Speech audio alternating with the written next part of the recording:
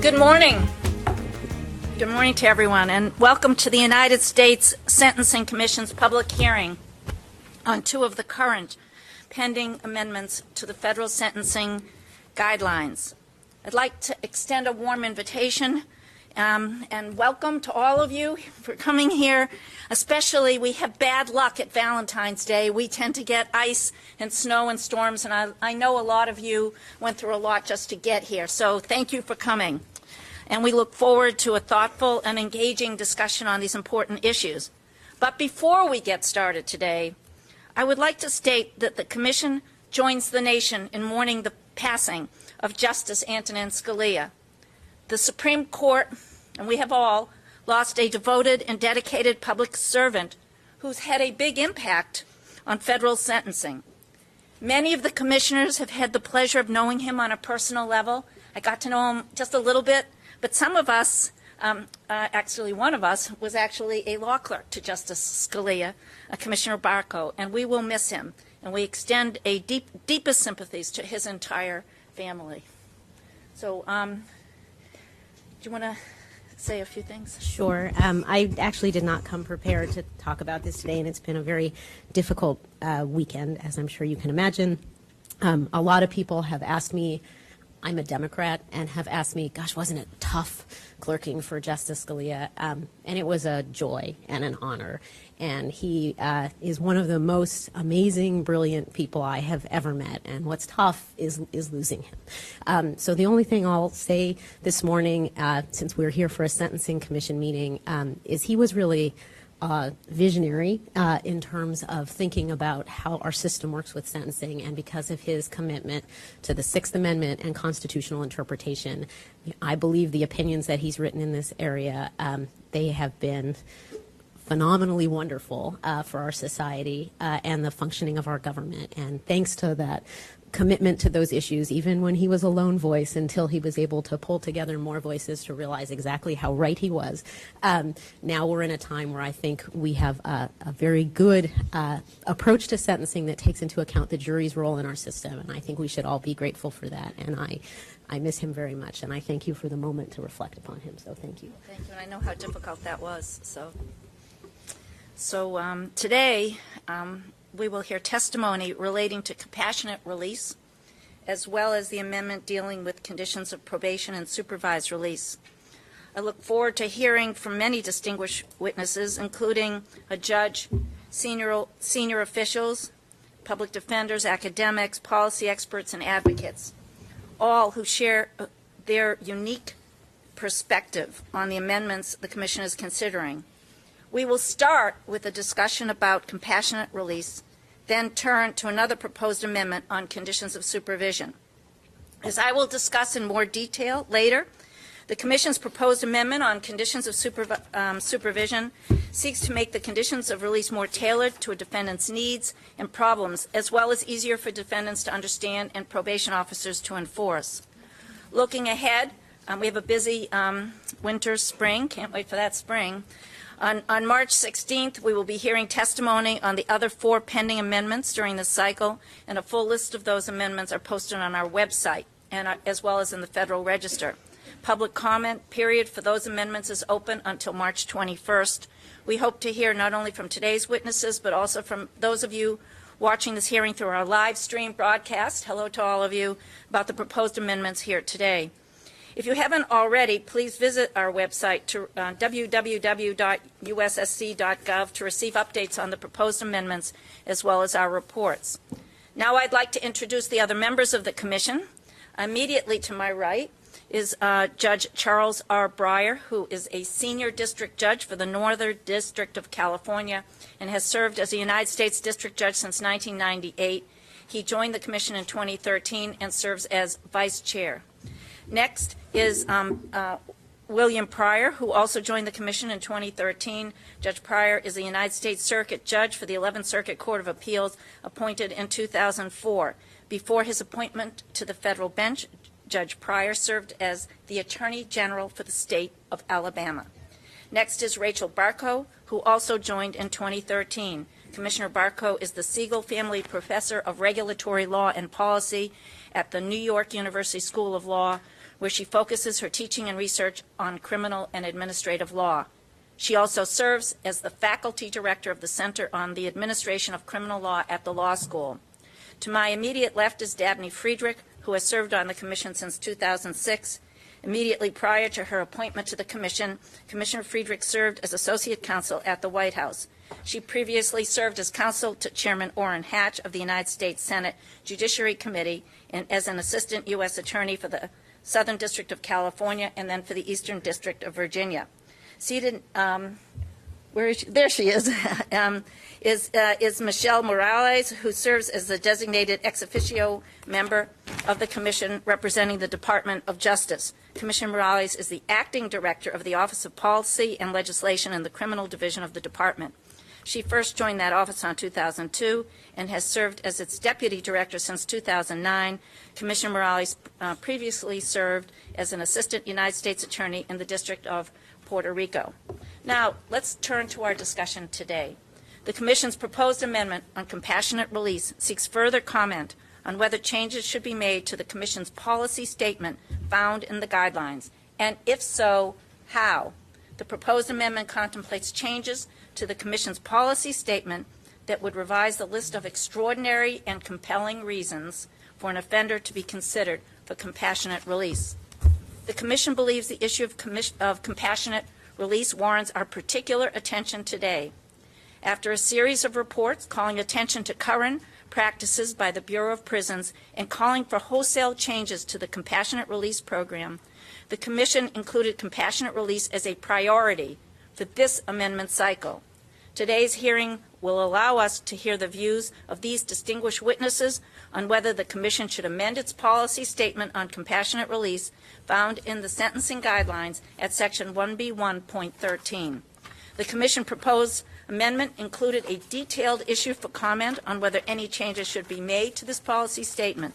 The amendment also offered one set of possible changes to the statement that would revise the list of extraordinary and compelling reasons for compassionate release to reflect criteria set forth in the Bureau of Prisons program statement. Again, I look forward to hearing from our witnesses on this very important subject. Now I will introduce the witnesses on our first panel, this representing the executive branch. First, Kathleen M. Kenny, who is the Assistant Director and General Counsel for the Federal Bureau of Prisons Office of General Counsel and has held that position since 2004. Ms. Kenny has worked for the Bureau of Prisons, which we'll be calling here BOP for people who don't know that acronym, in various capacities since 1992.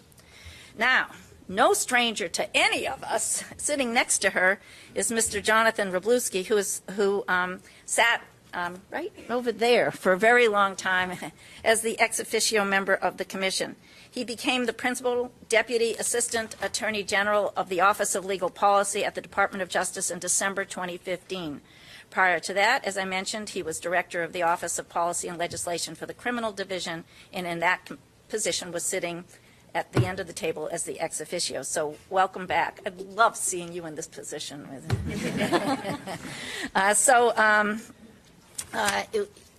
think we have the light system. It sort of makes me think I'm an appellate judge, so it's great. But anyway, we're going to put on the lights, and basically, Department of Justice, folks should be limited to about 10 minutes. We did read your remarks, which came in, when was it, late last week, and I think all of us did receive them. And go ahead. Good morning, Chair Saris and other members of the Commission. Thank you for inviting me to join you today to talk about the Bureau of Prisons Reduction in Sentence or Compassionate Release Authority.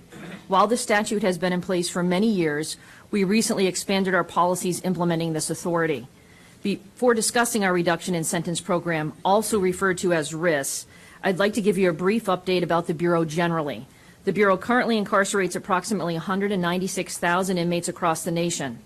This is a substantial reduction from the nearly 220,000 inmates we housed just a few years ago. This reduction is due in part to Amendment 782. The decline in our population has led to a substantial reduction in crowding at our institutions, and we appreciate the Commission's efforts in passing Amendment 782. It has contributed greatly to the reduction in our crowding. As crowding decreases and our inmate to staff ratio declines, we are able to enhance our reentry programming that is critical to our mission of assisting inmates in returning to our communities as law-abiding citizens. But we are not out of the woods yet. Overall crowding remains at 19%, and the crowding at our high-security facilities is at 45%. However, we are hopeful that we will continue to see decreases in the size of the inmate population in the next few years. Turning now to the subject of risks, the first thing I should mention is that the Department views the Risk Authority as an opportunity to release a number of offenders who do not pose a danger to the community and who are near death, incapacitated, or face other extraordinary and compelling circumstances warranting early release. However, the goal of the program is not to substantially reduce prison crowding or the prison population. The Risk Authority was enacted as part of the Comprehensive Crime Control Act of 1984 and is codified in 18 U.S.C. Section 3582. For many years after the law was passed, the Bureau considered risk requests from inmates with terminal medical conditions, initially defined as a life expectancy of 6 months or less, and later expanded to 12 months or less. Approximately 15 years ago, the Bureau again expanded the risk program to include requests from inmates who suffered from severely debilitated conditions that made it difficult or impossible to attend to self-care. A subsequent expansion included requests from inmates when a life expectancy could not be determined, but the medical condition was so poor there was no hope for recovery. Later, we expanded our review to include debilitating medical conditions such as amyotrophic lateral sclerosis and other neurological diseases. Finally, we considered inmates who suffered organ failure and were not eligible for an organ transplant. In 2007, at the same time that the Sentencing Commission revised its guidance regarding extraordinary and compelling circumstances for risks, the Bureau advised wardens that there may be an increase in the number of risk requests submitted for consideration from inmates at both medical and non-medical facilities. The Bureau continued to review risk requests for medical circumstances, feeling these circumstances were clearly extraordinary and compelling, and further that they were circumstances for which the Bureau could substantiate the facts as they related to the inmate's health. In April 2013, the Bureau expanded risk medical criteria to include terminally ill inmates who have a life expectancy of 18 months or less, and for inmates who are either completely disabled or capable of only limited self-care and confined to a bed or a chair more than 50% of their waking hours. This was in part due to concerns about the scope of the program noted by advocacy groups and others. In August of 2013, the Bureau further expanded the risk to 3 new categories of inmates: elderly inmates who meet certain criteria regarding age and the length of time served, and in some cases medical impairments related to aging, inmates for whom there has been a death or incapacitation of the family member caregiver of the inmate's child, and inmates whose spouse or registered partner has become incapacitated. We have designated a risk coordinator and an alternate at each facility to assist inmates and staff with understanding the risk program and to help process the requests. We established regional social workers to assist staff with release planning. We also increased the number of attorneys reviewing the risk requests in the Office of General Counsel to further expedite processing. These changes to the risk policy have resulted in an increase in approvals. In 2012, prior to our amended policy, the Bureau approved 39 requests. In the past 2 years, our annual approval rate has averaged 100. Regarding the request of elderly inmates, as of February 1, 2016, the Bureau has approved 31 risk requests for elderly inmates. It is important to note, however, that the risk provisions by their very nature are only applicable to a small percentage of Bureau inmates. As such, they will likely have little impact on our overall crowding. For example, almost 60% of older federal inmates were sentenced after reaching age 50. Moreover, within the older inmate population, 13.5% of them were convicted of sex offenses, 12% were convicted of fraud, robbery, or extortion offenses, and 11.8% were convicted of weapon offenses. These offenses in many instances weigh against compassionate release due to the seriousness of the offense and public safety concerns. Additionally, the Bureau does not house a large percentage of inmates with significant medical concerns or disabilities. Less than 1%, which equals about 1,600 of the Bureau's population, has been identified as medical care level 4. our highest care level reserved for our most seriously ill inmates. Many of those individuals are neither terminal nor debilitated, but rather undergoing treatment for conditions from which they will recover. While older inmates, meaning inmates age 50 or older, are more likely to have health conditions requiring full-time assistance than younger inmates, the vast majority, about 97% of them, of older federal inmates are generally healthy and capable of self-care. In April 2013, the Department of Justice Office of Inspector General conducted a review of the RISC program and made 11 recommendations for program improvement. The Bureau implemented these recommendations by amending our policy and regulations, providing additional training to staff, establishing an electronic tracking system and database, and making information about the program more widely available to the inmate population through the Electronic Law Library, electronic bulletin boards, and the Admission and Orientation Handbook. We are planning to provide timeframes for processing requests when our policy is next amended, which will address the final open recommendation of that audit. The Bureau remains committed to our mission of safety, security, and effective reentry. We are committed to continuing to work expeditiously to identify potential risk candidates and conduct thorough review of all risk requests to ensure deserving inmates avail themselves of the program. Judge Sherris, Vice Chair Breyer, and the Commissioners, I thank you for the opportunity to appear before you today, and I look forward to hearing of the Commission's consideration on the proposed amendments. I'll now turn it over to Mr. Robolewski. Thank you. Judge Sarris, Commissioners, good morning. It's nice to be back. It's my pleasure to be here with my colleague, Kathy Kenny, to discuss the Department's implementation of the authority granted under 18 U.S.C. 3582 C1A to seek reduced sentences in extraordinary and compelling circumstances. Ms. Kenny has just discussed the program in general, some relevant data, some changes that we've made to the program, as well as some current statistics. I'm here to share our view of the policy underlying compassionate release and our response to the Commission's consideration of proposed amendments to the relevant guideline provision. There are three topics I'd like to address in my oral statement. The first is coordination between the executive and judicial branches on compassionate release. The second is how the Department has interpreted its duties under the applicable statute. And finally, I'd like to touch on the Department's ongoing efforts reviewing the program and how we can work together to find the best policy. Under the legal framework created by the Sentencing Reform Act, once a lawfully imposed sentence has been affirmed on appeal, it is presumptively final.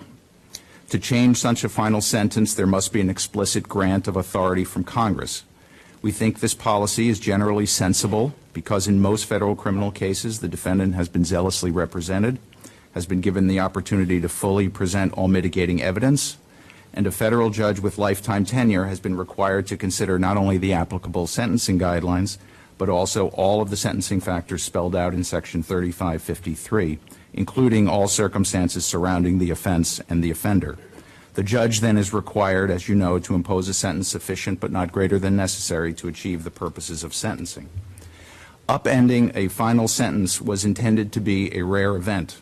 In the Sentencing Reform Act, Congress delineated the limited circumstances under which a final sentence could be modified. The legislative history of the compassionate release provision is clear. Congress contemplated that such a reduction would be appropriate in only, and I'm quoting here from the committee report accompanying the act, only in the unusual case in which the defendant's circumstances are so changed, such as by terminal illness, that it would be inequitable to continue the confinement of the prisoner. Under the Compassionate Release Program, Congress vested the sole power to make a motion for a reduction in sentence in the Bureau of Prisons. It also created a system whereby an inmate could only receive a reduction if both the Bureau made the motion and a court granted such motion after finding that indeed there were extraordinary and compelling reasons. In making that finding, the court is required to act consistent with the applicable policy statements issued by the Commission. To work well, the Compassionate Release Program requires coordination across and within branches of government. This is why we believe the criteria for extraordinary and compelling reasons should be developed in a collaborative manner, and that the criteria in the Guidelines Manual and the Bureau's relevant program statement should be consistent if at all possible. In our efforts to amend the program statement in 2013, we specifically looked to Section 1B 1.13 promulgated by the Commission and incorporated its criteria. We believe at this point it would be appropriate to cross-reference the Bureau's program statement in 1B1.13 to ensure optimal coordination of policy. We think it would be counterproductive and confusing to inmates, their families, and the public for the policy statement adopted by the Commission to be significantly inconsistent with the Department's program statement. In contrast, Section 3582C2, which allows sentence reductions based on guideline changes on motion of the defendant, the Bureau of Prisons, or the court, that section expressly provides that the court may reduce a sentence on compassionate release, but only here on the motion of the Bureau. Given the law that any reduction of sentences for extraordinary and compelling reasons must be initiated by a department motion, we think any changes to the policy should be done collaboratively. This administration's view of what is extraordinary and compelling reasons for a sentence reduction is broader than the views of earlier administrations. It is consistent, though, with the view of this Commission as expressed in 1B1.13. We agree with every administration that has implemented the Sentencing Reform Act that the authority to seek reductions in sentences for extraordinary and compelling reasons was not intended by Congress to be a parole-like early release mechanism for older offenders, but rather it was intended as part of a system whose fundamental premise is that offenders should serve most of the sentences imposed by the courts. An overly broad reading of the statutory authority to seek a reduction in sentence for extraordinary and compelling reasons would nullify the principles of certainty, finality, and truth in sentencing that undergird the Act, as well as the need to avoid unwarranted sentencing disparities among defendants with similar records who have been found guilty of similar conduct. The Department has never taken Section 3582C1A as an open-ended invitation to second-guess the legislative decision to abolish parole, to undermine the guideline sentencing system, or to generally revisit the decisions of courts in imposing sentences. Rather, it has always been seen as a limited authority to address inmates who are near death or profoundly incapacitated or who face other genuinely extraordinary and compelling circumstances. Unlike the suggestion of the Inspector General, we do not believe the Compassionate Release Program provides an appropriate vehicle for a broad reduction in the federal prison population. As Ms. Kenny mentioned, we have reviewed our program statement in 2013, and we are again reviewing it in light of the recent reports of the Inspector General. Consistent with recommendation number 8 of the 2015 OIG report, the Department has tasked a new working group with re-examining the Compassionate Release Program statement. This work is ongoing, and we hope we can find a way to collaboratively consider the various suggestions that have been made by the IG and others to amend the current policy.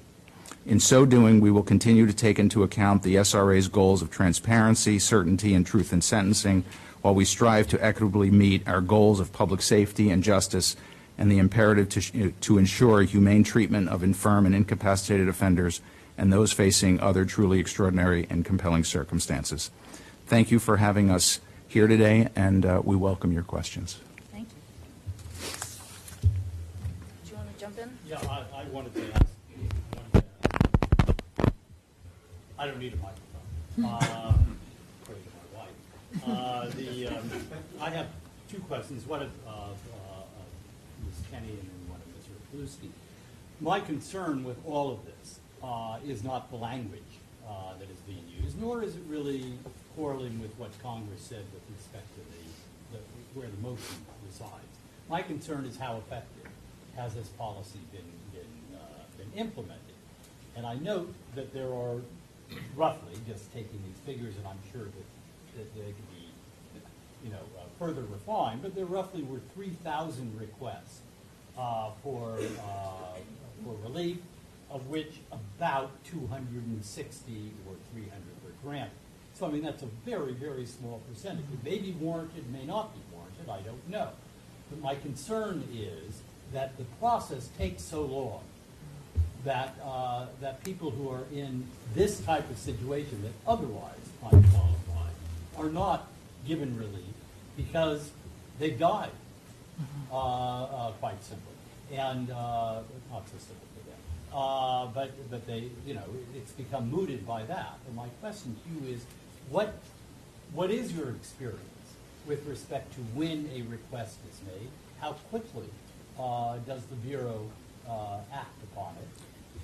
What has been the history of resolving these applications? Sure. Judge Breyer, with regard to inmates who are terminally ill, those requests take precedent over any of the other requests that we have. We too are concerned that an inmate should an inmate die during the process, and to try to streamline and expedite the process, we took out the regional director as a layer of review that was in our previous regulations. We did that in 2013. And we have also dedicated some more staff at the institution as far as having a risk coordinator. We've done more training. We also have added the regional social workers to assist with release planning. Each individual case has its own complications, whether depending on what kind of care the inmate's going to need after, what kind of financial care. But it is certainly the message from our director, from my office, from everybody that in any of these cases that are terminally ill, we need to do everything we can to expedite that. In our next amendment to our policy, we will be putting in timeframes, guidelines for staff to follow, and I think that'll have a huge impact on assisting us with getting these things through as quickly. What is your, and I appreciate the steps Yeah. that you've taken, and I think they were really important. But my question is a bit more specific, is because you have a history here. You know, you started keeping these figures at a certain date, you have all these figures. I would like to know from the Bureau of Prisons, on the average, how many days it takes to process these types of complaints. I'd also like to know how many inmates died while their request was being considered. So if you have the, I don't know if you have those figures today. I don't have the figure on the average. I can't supplement the record on the average number of days, and you're looking for terminal cases, is that right? That's right. I mean, I know that there are other. Right, I understand that right. The vast majority are medical. Right. And though there are other claims. Right. So And if you could supplement the record. sure. I'd appreciate it. And I do have the data on, in 2015, 11 inmates died while their request was pending. So, I'd like to ask Mr. Bluski a question if I can. You and I have had discussions in the past about where the authority comes from with respect to reduction. What I am concerned about is that I think that as it is done today, with the Bureau of Prisons contacting, if they do, victims, people who have been wrongfully, who've been harmed by this offense, that what we've done is indirectly incorporated some of the considerations which justified eliminating parole. In other words, it was not the Bureau of Prisons or the executive branch to determine a particular sentence. That was solely the judiciary. And one of the criticisms of the pre-guideline process was the parole commission and their adjudication. Why is it that the Bureau of Prisons is particularly well suited for conducting the inquiry as to the impact on the community in terms of one of the 355-3A factors, rather than a court looking at it who imposed the sentence, took those factors into consideration? I'm now talking about, not about health, I'm talking about impact on the community and victims. Why shouldn't the court have an input on that rather than the Bureau of Prisons? So while the motion would have to be made under the statute by the Bureau of Prisons, the Bureau of Prisons could seek the opinion of the trial court, the sentencing court, as to what impact it would have on victims. So I don't think that runs afoul of the statute. Like your views. Yes, Judge Breyer, thanks so much for the question. We think that the mechanism that you suggest may very well be a reasonable one. And we're going to be thinking about it as part of our working group. And again, we're happy to have this collaborative dialogue, and this is part of it. But that's not what the statute is now. The statute gives the director of the Bureau of Prisons a responsibility. And no administration since the Sentencing Reform Act has viewed that responsibility as simply a mechanical task of making a motion any time an offender reached a certain age or had a certain illness. Every administration has taken the position that part of our responsibility is to ensure that public safety is not undermined, and that we only make the motion if all the circumstances warrant it, not just if a person reaches a particular age. Can I ask you just a quick clarification Sure. question on that? When you're making that decision, does the department feel bound by what the Sentencing Commission says the factors are? Because one thing I couldn't quite gather from your testimony was whether or not BOP maybe looks at what we've said but has its own list, and frankly its own list is the trumping list, or whether or not BOP's view is this is the list from the Sentencing Commission, we'll go through all of those things. If all of those things are satisfied, then we'll go forward and we'll file the motion. What's the department's view? So if you take a look at our program statement, you'll see that we have a long list of factors that go beyond the specific medical criteria or non-medical criteria. I would argue that those factors are consistent with the Commission's guidelines, because the Commission's guideline in 1B1.13 requires courts to look at all the 3553A factors. And that's basically what our list is. It's the nature. Came up with maybe the current state isn't ideal for this question, but let's say we came up with a list and we said, these are the 4 things. These 4 things, only these 4 things.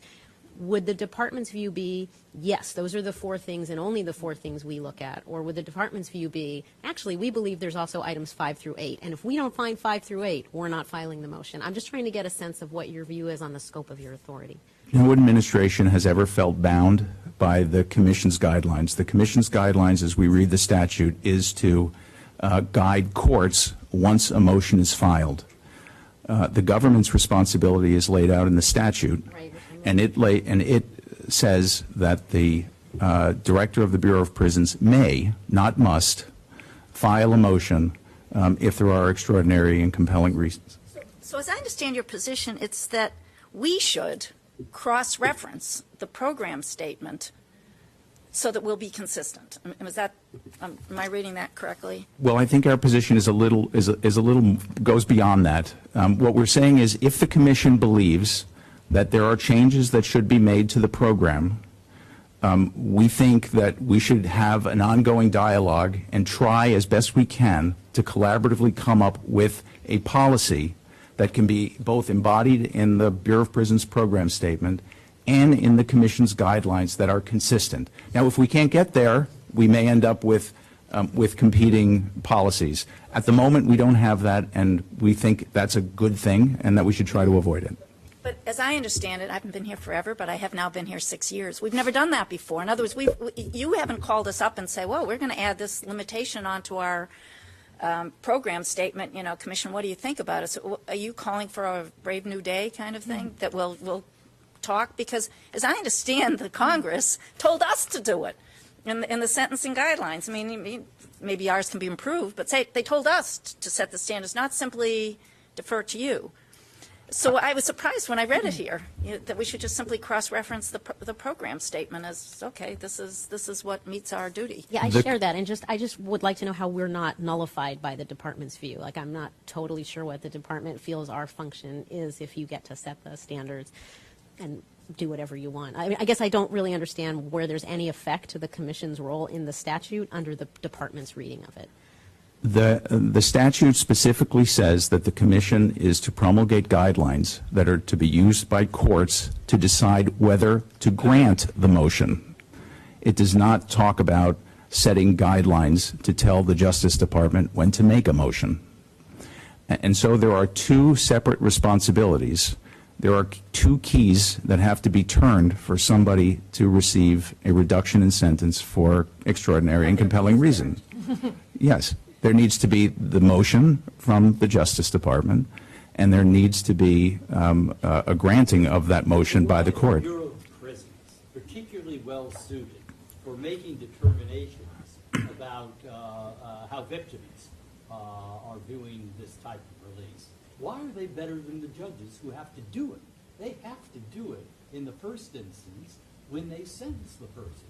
And I'm trying to figure out, because I think it's used as an excuse, by the way, but I don't know. I think that I don't know that there is a prohibition, as an example, under the statute, that they couldn't, the Bureau of Prisons, in determining whether to make the motion or not, couldn't seek the court's input as to whether or not it would be inconsistent with some of the 35538 factors. Maybe duplicative, I understand that. But the problem I see is, as you point out, two keys, but the first key goes first. That is, we don't even get these cases unless a motion is made. And I'm just trying to figure out why you wouldn't want the court's input on that issue, because it seems to me the courts are better suited, and that's what the sentencing guidelines, the Sentencing Reform Act recognized, better suited than the parole commission in making that type of determination. So excuse me, I think your suggestion, Judge Breyer, is a good one, and I will make certain that we consider the idea of seeking the judge's, sending a letter, for example, to the sentencing judge and seeing what that judge's opinion is. But the fact of the matter is that the statute is what it is at the moment, and it gives, yeah.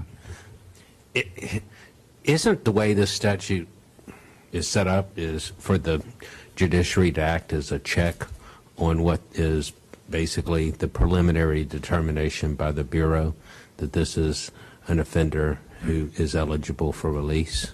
And then the sentencing court has the full opportunity to consider these factors. Could be the same factors, could be other factors, but to consider them independently as a check, if you will, on the executive branch's determination. It's not that we don't have a role to play. It's just our role is at the back end instead of the front end, right? Isn't that the way this works? Yes. That doesn't make us our role nullified. It just means it comes at the end, not at the beginning, right? Yes. Do we have any indication from the legislative history that Congress had in mind? And I feel guilty even asking about the legislative history, I got to be honest with you. A little spark went off in my head. But this week of all weeks. This week, right, exactly. We'll do it. But do we have any indication from the legislative history that Congress had in mind BOP with this robust, all-inclusive role? Because I don't see it in this very brief statutory structure. And the part I'm having a hard time making sense of is why that would be, because given the questions that Judge Breyer has asked, it just seems kind of crazy that if I were to think of all the possible places to put a unilateral decision where if the department says no, it never goes any further, to put that in BOP. I mean, it seems to me that it would make more sense to have it be, let the commission think about all of the factors and put those in, and then BOP follows those factors having been set out, and so both BOP and the judge take into account the things that the commission has laid out. And so I'm just kind of curious, and I think the statute can be read either way. I think it's got room for is there something in the legislative history that indicates? I get the rarity part that you mentioned, but anything else that suggests that? So I'm going to channel, at great risk, my inner Justice Scalia, and look to the text of the statute itself. The text of this particular provision gives the authority to the director of the Bureau of Prisons in the same very section for different motions, for motions for reduction of sentence based on a changed guideline applied retroactively. The Congress gives the authority to the director of the Bureau of Prisons, the defendant, and the judge. No, I see all of that, but just bear with me, assume I don't read that as a clear textual indication that says all the authority goes to BOP, because I think it could also be read that, yeah, you get to file the motion, I totally understand that, and if BOP doesn't file the motion, all bets are off. But when BOP is thinking about whether to file a motion, there's really two possible interpretations. One is the one that Judge Pryor mentioned, which is that BOP takes into account whatever it wants, and then the Sentencing Commission's role is just to guide the judge once it gets there. So if anything, all we do is limit how many can get granted. The other view would be the Commission sets the policy statement that applies to this entire structure, both at the front end for BOP and for the judge afterward. And I'm just curious if in the legislative history there's any indication as to which of those two competing interpretations. And not that I'm aware of.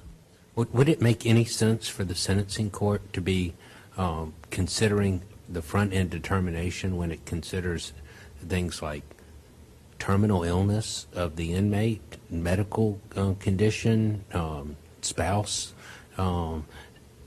Wouldn't BOP have far more expertise about those issues than a sentencing court? We believe the Bureau of Prisons and the Prison Authority will have the best ability to look at certain circumstances. At the same time, we do recognize what Judge Breyer has spoken The about. sentencing court's not going to know what the medical condition of any inmate is, right? No. So let me see, if we were to change our list, there are a lot of people urging us to do that, and maybe this is Ms. Kenny, what actual impact would it have? You have a whole program statement with someone obviously spent a lot of time thinking about and expanding in 2013. For us to just incorporate it essentially freezes that into law. Maybe the next head of the Bureau of Prisons might not like that. I mean, it has that problem. But if we were to differ from you and say, well, there's certain things we think are too limited or should be expanded, does that have an impact on your thought process? I would say it has. You know, in 2007, when the commission came up with the guidelines that are now in effect, when we had our DOJ working group at the time, which was formed in 2011, it did inform our decision-making that came to be the current program statement. So while there are some differences, there were certain categories that you identified that we did look at those categories and incorporated them into our current program statement. And if we said should, you should file a motion where certain things are present, would that have an impact on you? I think the department's view on that is that does raise the separations of powers issue that we recognize that the commission may want those motions filed, but we do think the statute in and of itself gives the director complete authority on filing a motion or not filing a motion. We think the better approach, again, is to continue this discussion, find out where the commission thinks the program should either be expanded or contracted. What I find interesting is if you look at the ALI proposal and if you look at most of the state provisions that are similar, I think the categories are pretty common. And of course we can have a great debate with the Inspector General and others about whether someone is elderly at 50 or 55 or 60, and even the experts are all over the place about that. But I think the general categories that the Commission identified, we have embraced. We think that the general categories in the American Law Institute proposal that's pending are basically the same. There are disagreements about when we should file and not file. I think that is better directed to Congress, and again, we're happy to discuss that and perhaps work together to address that. Mr. Wroblewski, what is the timing, or Ms. Kenny, of this ongoing review? I'm pleased to hear that you are considering suggestions the IG made, and I'm just curious, what are we talking about? Is this happening now as we speak? When do you expect it to be complete? The work group is ongoing, and we hope to have some consensus and results by late spring, early summer. Of this year? Of this year. Okay. Now, that would require, if we're going to make changes to our program statement, we will need to negotiate those changes with our union. So I can't predict an actual implementation date, but the work in the Department of Justice we anticipate being done by the summer. I would recommend that you consider carefully some of the suggestions that Dr. Williams from UCSF has made in her testimony, particularly with respect to streamlining the procedures, the administrative hurdles. A number of people who will testify today here point out the difficulty in inmates being able to gather information that you need for you to process their requests, whether it's the defenders or some other surrogate. That seems a reasonable accommodation to make. I thought you made some excellent points about the vagueness of the medical terms and the need to consult with medical experts both within BOP, as appeared did not happen the first round, at least according to the IG, as well as outside. And then finally, the difficulties with making clear prognoses with short-term death, that many doctors can't say within 18 months this person will die, but yet the expectation or the likelihood, the probability is. So I would hope that you would consider some of those suggestions. And of course, I would welcome ongoing conversation with this. But I agree with you that the simpler and the more certain approach is to incorporate BOP's statement. Given BOP's track record on this, the statement that's before us right now, I'm not confident, as you say, will bring the desired result. So I'm encouraged that you're continuing this process. Could I just, to get a sense of those 11 inmates, who passed away while their request was pending. Do you kind of go back and try to figure out where in the process things went wrong, and if there were any lessons learned there? And I guess related to that, I'm just curious if what the holdup is. Was it uncertainty about the medical condition, or was it uncertainty about how to weigh that against whatever it is that they did? Because you said in your statement that there are certain offenses, like big chunks of, and I'm curious for those. Is it any weapons offense? Or are they just kind of out, or do you look at the underlying facts of the case to say it's a weapons offense, but this person actually, it was in the house locked away, but they got. Do you go into that level of detail? We absolutely do. Is that what? I guess I'm just trying to figure out what the holdup was in those 11 cases, if you have a sense. I don't have the specifics on each of those cases as to at what point in the process where the inmate passed away, but it is certainly something that we do take a look at. We in the past year or so, we've made a point of going back and reviewing the denials at the local level from headquarters to see, are we seeing a pattern here? Are there things that we need to step in and try to correct some behavior? The one thing I think that has been a very positive change is Director Samuels made a focus of saying, if anybody meets the objective criteria, I'd like to see them. So even if you have concerns with public safety or other things, note those and send them up to me, and we'll make sure we're looking at as a more national, reaching that kind of consensus. So we have seen more cases that have come up to central office, but to your point as to where the slowdown is on those particular 11 cases, I don't know that. We can certainly go back and look at it. If the warden says no, that's the end of the petition. That's the end of the process. The inmate does have the ability to file an administrative remedy challenging that decision, but it is the end of the process. So could you then, in addition to what I've asked, you take those 11 Sure. inmates and advise us when they applied Mm-hmm. and where they were in the process at the time that they passed away? Sure. And I should add to that, the one time in 22 years I've had a compassionate release issue, the person actually did die before it was resolved. And I remember the defense attorneys came to me, and as the sentencing judge, I didn't know what it was I could do. There's no clear process for either for you all seeking the input of the sentencing judge, or the sentencing judge reaching out to you saying, if the guy's really stage 4 cancer and dying, I have no problem with letting him go. He's old and that sort of thing. So it'd be really, this is beyond our purview. Our job is to set the standards for the judges, but I think it's incredibly unclear as to what role, if any, the trial judge has at your stage, even if it's just providing information, how to do it. And I certainly agree with the other statements that you all should be reaching out to the sentencing judge for the 3553A factors. That could be helpful to you. Right. So is there, anything else at this point? Okay, thank you very much. Thank you.